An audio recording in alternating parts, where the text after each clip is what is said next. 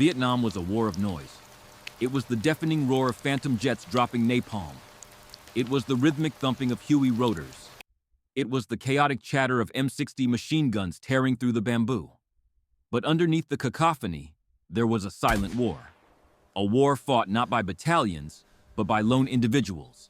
A war where success wasn't measured in ground taken, but in specific targets removed. This is the story of the snipers of Vietnam, the men who turned the jungle into a hunting ground.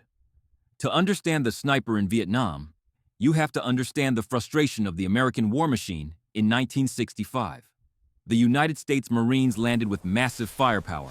They were ready for World War II-style battles. They wanted lines. They wanted fronts. They wanted an enemy they could see. But the Viet Cong, VC, and the North Vietnamese Army, NVA, refused to play by those rules. They were ghosts. They would strike from the tree line and vanish. They would set booby traps and disappear into tunnels. They would harass a patrol with a single rifle shot from 500 yards away, wounding a Marine, slowing down the entire company, and destroying morale. The Marines realized they didn't just need more bombs. They needed a scalpel. They needed men who could out-guerrilla the guerrilla. Men who could lie in the mud for 3 days without moving, waiting for one specific moment. The problem was, the US military had largely forgotten the art of sniping after the Korean War. There were no schools. There were no official manuals. It started as an experiment. Captain Jim Land, a competitive shooter and a visionary, began scraping together a ragtag group of marksmen in the 1st Marine Division. He didn't have official equipment. He didn't have a budget. He raided the special services lockers, the places where they kept sports equipment, and pulled out target rifles, the Winchester Model 70. This wasn't a military weapon. It was a hunting rifle, a bolt-action wooden-stock beauty designed for shooting deer in the American Midwest, not for hunting men in the humid rot of the jungle. But it was accurate. Dead accurate. They mounted inertial scopes on them, long, heavy telescopic sights that looked like telescopes from the 19th century. They were fragile. They fogged up in the rain. If you bumped them against a tree, they lost their zero. But in the hands of a master, that combination was lethal out to 1,000 yards. The training was brutal, but not in the physical sense of running miles. It was mental torture. A sniper had to learn the art of the stalk. Imagine crawling across a field of razor-sharp elephant grass for 500 yards. But you can't just crawl. You have to move so slowly that the eye cannot detect motion. You move an inch. You stop. You wait for the wind to blow the grass. And then you move another inch. You have to ignore the ants biting your neck. You have to ignore the sun baking your back until your skin blisters. You have to ignore the cramps in your legs. If a bird flies away, suddenly you have failed. If a blade of grass moves against the wind, you have failed. Because in the field, failure doesn't mean a bad grade. It means a bullet in the head. The VC were excellent trackers. They knew the jungle. If they saw a footprint, a broken twig, or a flattened patch of grass, they would mortar the area. So the sniper became a ghost. He learned to veg up, tying live vegetation to his burlap suit. He learned to smell like the jungle. He stopped using soap. He stopped smoking. He ate raw garlic to mask his scent. He became an animal. The first missions were defensive. They were sent out to protect the perimeters of the fire bases. The NVA snipers had been wreaking havoc on the Marines. They would sit in the tree lines and pick off the guys filling sandbags or standing guard. It was terrifying. You couldn't see the muzzle flash in the bright sun.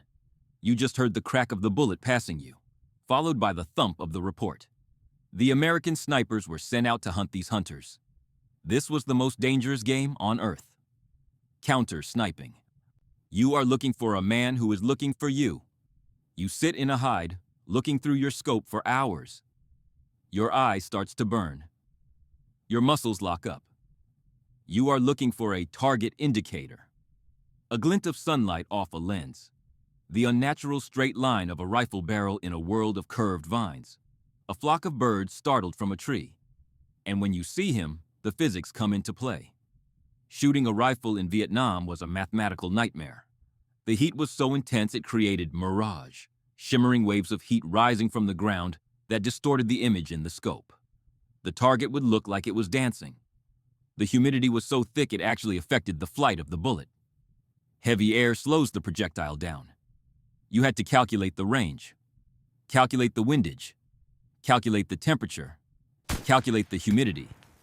And you had to do it all in seconds, while your heart was pounding against your ribs like a sledgehammer. Breath control. Inhale, exhale, pause. In that respiratory pause, when the body is perfectly still, you squeeze the trigger. Not pull, squeeze. Like you were trying to press a drop of water from the tip of your finger. Crack. The Winchester kicks into your shoulder. You don't blink. You watch the trace, the disturbance in the air caused by the bullet, as it arcs towards the target. And then, the pink mist. One shot, one kill. The psychological impact on the enemy was immediate. Suddenly, the jungle wasn't safe for them either. They realized that the Americans had brought a new kind of demon to the battlefield, a demon that could reach out and touch them from half a mile away. But being a sniper was a lonely existence. The regular grunts, the infantrymen, didn't trust them. They thought snipers were weird, cold-blooded. A grunt fights with his brothers, screaming and shooting together. A sniper fights alone or with one spotter. He kills unsuspecting men who are eating rice, or writing letters, or cleaning their weapons. It seemed like murder to some. But to the sniper, it was the ultimate act of protection. Every Viet Cong officer he killed meant one less ambush planned. Every NVA machine gunner he dropped meant a whole squad of Marines might survive the next patrol. They were the guardian angels of the battlefield, but their wings were made of burlap, and their halos were the crosshairs of a scope. Among these early pioneers, one man stood out. A big man from Arkansas who wore a white feather in his boonie hat. A man who would become the most feared sniper in the history of warfare. His name was Carlos Hathcock, and when he arrived in Vietnam, the war changed. He didn't just hunt the enemy, he taunted them. He went where no one else dared to go. But before we get to the legend of White Feather, we have to understand the environment that forged him. The Elephant Valley, Hill 55, the places where the mud was red, and the death was sudden. Hill 55, it wasn't much to look at, just a muddy bump south of Da Nang. But in 1966, it was the hunting ground of a ghost. His name was Gunnery Sergeant Carlos Hathcock, but the Viet Cong didn't call him that. They called him Long Trang, White Feather. He was a giant of a man, a country boy from Arkansas who moved through the jungle with the grace of a panther. And he did something that no sniper should ever do. He advertised his presence. He stuck a small white gull feather into the band of his bush hat. It was a taunt, a challenge. He was telling the enemy, I am here. Come and get me. The North Vietnamese army put a bounty on his head. $30,000. The highest bounty of the war. Usually, a sniper's life was worth $8. Every NVA marksman wanted to be the one to kill White Feather. They hunted him, but he hunted them back. The duel that defined his career, and perhaps the history of sniping, happened in the sweltering heat of the Elephant Valley. Intelligence reported that a top NVA counter-sniper, a man known simply as the Cobra, had been sent down with one specific mission: kill Hathcock. The Cobra was good. He had already killed a Marine by shooting him through a canteen while he was drinking. Hathcock and his spotter, John Burke, went out to find him. It was a game of chess played with rifles. They moved slowly, meticulously, across a ridgeline. The heat was suffocating, 100 degrees. The humidity was so thick you could chew the air. They waited. They watched. For hours, nothing happened. Just the buzz of cicadas and the heat shimmering off the rocks. Then, a mistake. Hathcock saw a flash. It wasn't a muzzle flash. It was a glint, a tiny sparkle of sunlight reflecting off a piece of glass deep in the brush, 500 yards away. A sniper knows that glint. It means only one thing: a lens. And if you can see the lens, it means the lens is looking at you. Hathcock didn't think. He didn't calculate. He reacted on pure instinct. He swung his Winchester Model 70, settled the crosshairs on that tiny sparkle, and squeezed the trigger. crack. The bullet flew true. Hathcock and Burke moved forward cautiously, expecting a trap, but there was no return fire. When they reached the enemy position, they found the Cobra dead. He was lying on his back, his rifle across his chest. Hathcock leaned down to inspect the body. What he saw made his blood run cold. The American bullet had gone straight through the center of the NVA sniper's scope. It had shattered the glass, traveled down the metal tube of the scope, and entered the sniper's eye, killing him instantly. Hathcock stood up, shaken. He realized the physics of that shot. For a bullet to pass straight through a scope like that, both rifles had to be perfectly aligned. The Cobra had been aiming directly at Hathcock's face. His finger was probably on the trigger. Hathcock had fired maybe a fraction of a second sooner. It was the difference between life and death, measured in milliseconds. But the mission that broke the human limits of endurance wasn't a duel. It was a crawl. Hathcock volunteered for a suicide mission. The target, a North Vietnamese general.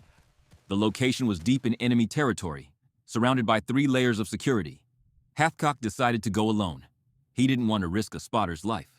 He was dropped off by a helicopter miles away from the target area. He entered the tree line and dropped to his belly, and he didn't stand up again for 3 days and 3 nights. He became a worm. He moved inch by inch, literally. He would push himself forward with his toes, slide his rifle a few inches, and stop. He didn't crawl on his hands and knees. He slithered, keeping his body flat against the mud to avoid being seen. He moved across a massive open field of elephant grass. The sun beat down on him, blistering his skin. He had no food. He had very little water. He urinated in his pants because moving to relieve himself would give away his position. The smell attracted bugs. Ants covered him. Biting flies swarmed his face. He didn't swat them. He didn't twitch. He let them bite. At one point, a bamboo viper, a snake whose venom creates agony before death, slithered over his hand. Hathcock stared at the snake. The snake stared at him. If he flinched, the snake would bite. If he jumped, the NVA guards patrolling 20 yards away would see him. So he froze. He became a statue. The snake eventually lost interest and moved on. On the second day, an NVA patrol walked by. They were looking for him. They knew an American was in the area. Hathcock lay in the grass, camouflaged perfectly. One of the enemy soldiers stepped on Hathcock's hand. Imagine the discipline. A boot crushing your fingers into the dirt. The pain shooting up your arm. Hathcock didn't scream. He didn't pull his hand away. He lay there, essentially dead, until the soldier walked on. By the morning of the 3rd day, he was delirious. He was hallucinating from dehydration and exhaustion. But he was in position. He was 700 yards from the general's compound. He waited. Finally, the target emerged. The general walked out onto a small porch, surrounded by aides. He looked relaxed. He thought he was safe. Hathcock cleared his mind. He pushed away the pain, the hunger, the fear. He became the rifle. He calculated the wind. He settled the crosshairs on the general's chest. Squeeze. The shot rang out. The general crumpled. Hathcock didn't wait to see the panic. He was already moving, but this time he had to run. The entire NVA army seemed to wake up. They chased him through the jungle. He ran for miles, dodging patrols, fighting his way to the extraction point. When the helicopter finally picked him up, he couldn't stand. They had to drag him on board. He had crawled over 1,000 yards on his stomach. He had killed a general, and he had survived. Carlos Hathcock wasn't just a sniper. He was a force of nature. But the war eventually takes a toll on everyone, even a legend. And for Hathcock, the end wouldn't come from a bullet, but from fire. While Carlos Hathcock was becoming a legend in the north, another predator was quietly stalking the rice paddies of the Arizona Territory, south of Da Nang. His name was Chuck Mawhinney. He was a kid from Oregon, 19 years old. Soft-spoken, humble, the kind of guy you'd pass in a grocery store without a second glance. But behind a rifle, he was a prodigy. Hathcock hunted like a cat. Mawhinney hunted like a wolf. He was aggressive. He didn't just wait for targets. He went out and kicked the bushes until they ran. His weapon of choice was the M40, a militarized version of the Remington 700. It was a beautiful bolt-action instrument of death. But Mawhinney knew that in Vietnam, the war didn't stop when the sun went down. In fact, that's when it got dangerous. The NVA owned the night. They moved their supplies, their troops, and their rockets under the cloak of darkness, believing they were invisible. But they were wrong. Because we had brought a new kind of magic to the jungle, the Starlight Scope, the PVS-2.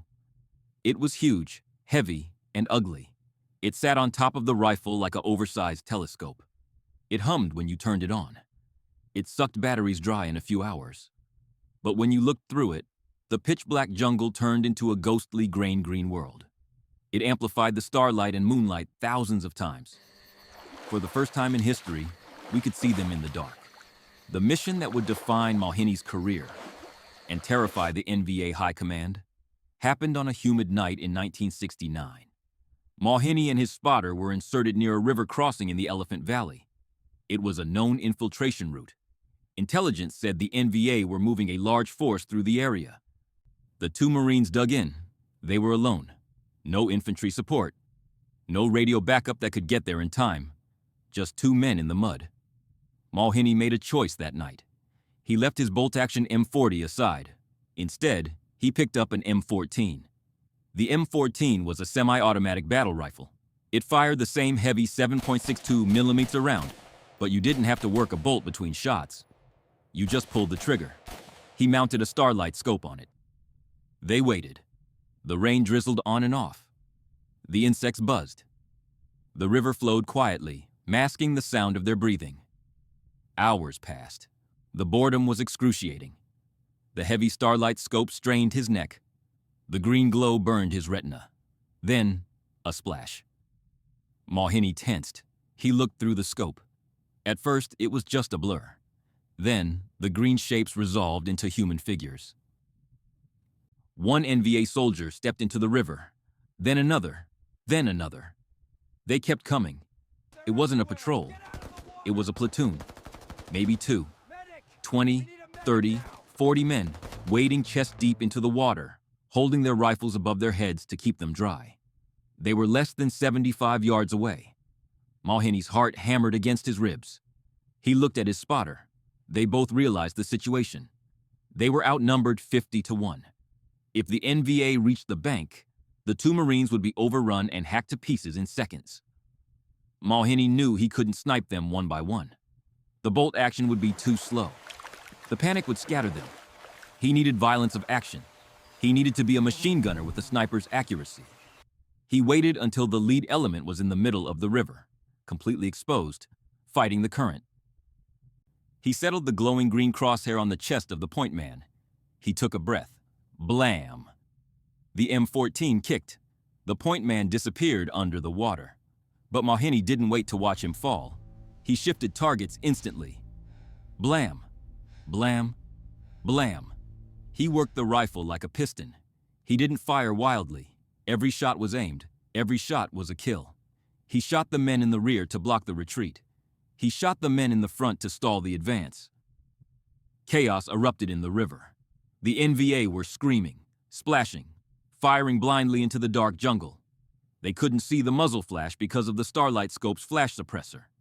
They didn't know where the death was coming from.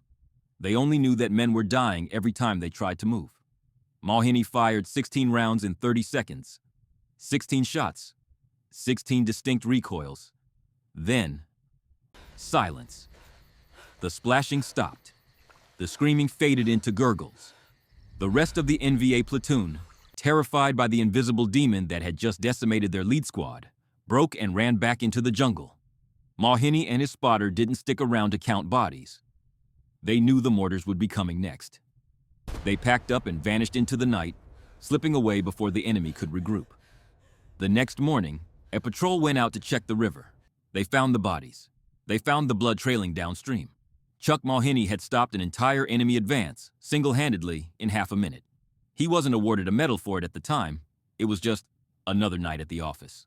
It wasn't until decades later that the world learned about the quiet boy from Oregon who became the deadliest shot in the Marine Corps. But Mawhinney didn't care about the numbers. He didn't count kills to brag. He counted them because every NVA soldier he stopped in that river was one less soldier who could attack his friends at the firebase. It was the ultimate hunting trip, he once said. A man hunting another man who has a gun. But the hunt takes a toll. You can wash the mud off your boots, but you can't wash the green ghostly images of dying men out of your mind. The starlight scope let us see the night, but it also burned the horror of war into our memories forever. War is hell. But sometimes, hell has a specific face. For the Marines operating around Hill 55 in 1966, that face belonged to a woman. Intelligence called her the Apache. She wasn't a typical sniper. She didn't just want to kill Marines, she wanted to break them. She led a platoon of Viet Cong snipers who operated in the heavy brush surrounding the base. Her tactic was pure psychological terror. She would capture a young Marine during a patrol, but she wouldn't execute him, not immediately. She would drag him to a spot just outside the perimeter wire, close enough for his friends to hear, but far enough away that they couldn't rescue him without walking into an ambush. And then, she would go to work. She would torture him. Slowly, she would skin him alive. She would cut off eyelids and fingernails. She would make him scream. For hours, the Marines in the bunkers had to listen to their brothers screaming in the darkness. They gripped their rifles until their knuckles turned white. They begged permission to go out and save him, or at least to go out and die trying. But the commanders knew it was a trap. The Apache was waiting for a rescue team to slaughter. Just before dawn, the screaming would stop. A single gunshot would end it. The silence that followed was worse than the screams. It destroyed the morale of the unit. Men couldn't sleep. They were terrified of being captured. The Apache was winning the war without firing a shot in anger. Carlos Hathcock decided that this had to end. "She's mine," he told his spotter. "We're going to get her." This wasn't a military mission anymore. It was personal. It was an extermination. Hathcock and his spotter moved out into the Badlands. They knew the Apache's patterns. They knew she liked to operate near a specific ridgeline. For days, they hunted her. They found signs of her platoon, footprints, broken branches. On the third day, luck, or fate, intervened. Hathcock's spotter saw movement. A group of 5 Viet Cong were moving along a trail. In the lead was a small, squat woman carrying a customized rifle, the Apache. She was 700 yards away. Hathcock settled into his firing position. He checked the wind. He checked the range. But then something happened. The Apache stepped off the trail. She squatted down to urinate. It was a moment of vulnerability, a moment of humanity in a monster. Hathcock's spotter whispered, "Do it now." But Hathcock waited. He wasn't hesitating out of mercy. He was waiting for a clean shot. He wanted to make sure she never screamed again. But he also knew the rules of sniping. You shoot the leader, the rest might scatter. Or they might counterattack. While the Apache was squatting, the soldier behind her started walking toward her. He crossed in front of Hathcock's scope. Hathcock held his fire. If he shot the soldier, the Apache would dive for cover and disappear. He waited for the soldier to pass. The moment the soldier cleared the reticle, Hathcock squeezed the trigger. Crack! The Winchester bucked. The 73-grain bullet crossed the valley in less than a second. It hit the Apache square in the torso. She collapsed instantly. Hathcock didn't celebrate. He chambered another round and fired again, hitting her a second time to ensure she was dead. The rest of the VC squad panicked and ran. Hathcock and his spotter melted back into the jungle. That night, for the first time in weeks, the perimeter at Hill 55 was silent. There were no screams. The demon was dead. It was a grim victory. Hathcock had saved future Marines from torture.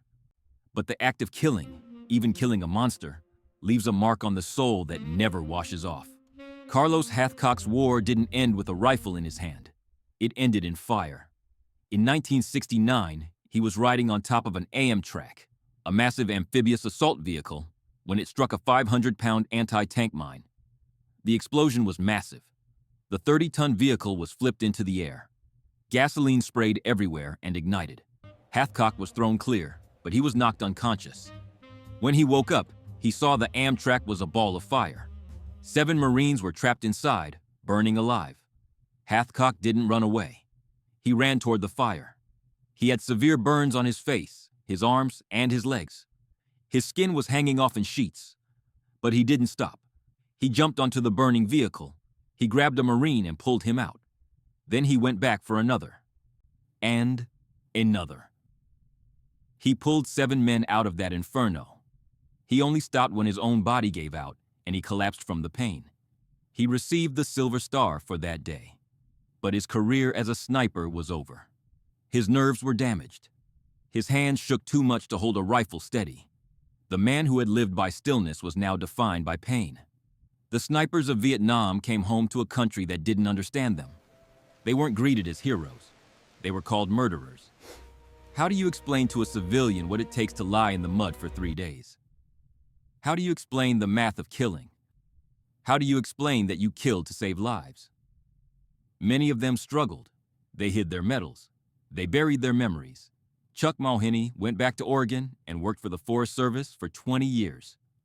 He didn't tell a soul about his 103 confirmed kills. Not his wife, not his friends. It wasn't until a book mentioned his name decades later that his secret came out. When his friends asked him why he never talked about it, he just said, "I did what I had to do, and then I came home." But their legacy lived on. Before Vietnam, the U.S. military treated sniping as a hobby. After Vietnam, they realized it was a science. Carlos Hathcock helped establish the Marine Corps Scout Sniper School at Quantico. He taught the next generation. He taught them that the most important weapon isn't the rifle, it's the mind. His motto became the creed of the community. 1 shot, 1 kill. Today, every Marine sniper knows the name White Feather. They know about the feather in the hat. They know about the scope shot. They know about the crawl. The snipers of Vietnam were a special breed. They walked alone in the valley of the shadow of death. They feared no evil because they were the scariest thing in the valley. As we look back at their stories, we don't just see the kill counts. We see the cost. We see the young men who aged 20 years in a single tour. We see the men who can still smell the jungle rot and the burning cordite when they close their eyes at night. They were the invisible warriors, the ghosts of the jungle, and they never truly left. Thank you for watching this series on Beneath the Metal. The story of the Vietnam snipers is one of patience, skill, and terrifying intimacy with death. If you honor their service, please subscribe and share this video. Semper Fi.